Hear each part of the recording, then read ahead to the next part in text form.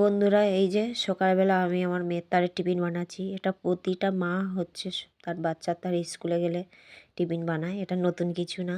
কিন্তু আমার এই সকাল 6:30টায় উঠে আমার বাচ্চার তারে টিফিন বানাতে হচ্ছে, এটা ডেলি। খালি শনিবার করে ওর টিফিন খালি হয় না, হাফ ডে বলে কিছু একটা খাবার নিয়ে চলে যায়, হয়ে যায়। কিন্তু বাকি দিনগুলো আমার ভোরের বেলা উঠে আমার টিফিন বানাতে হয়। টিফিন বানিয়ে এখন এবার টিফিনটা প্যাকিং করে দিচ্ছি, যেহেতু স্কুলের বাস চলে আসবে। বেশিক্ষণ স্কুলে বাস দাঁড়াতে চায় না, সকালবেলা খুব ট্রাফিক হয়।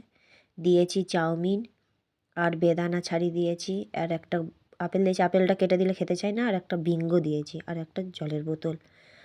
এই ছিল ওর আজকে দুপুরের খাবার। আর তারপর ঘরে এসে তো খাবে ও ভাত 4টের সময়। ব্যাগটা ভালো করে আমি লাগিয়ে দিচ্ছি, যেহেতু খুবই বদমাইশি করে। এবারে ও রেডি হয়ে গেছে, জুতো পরছে, জুতোটা পরে নিয়ে চলে যাচ্ছে। ওই যে রাস্তায় বাস আসবে,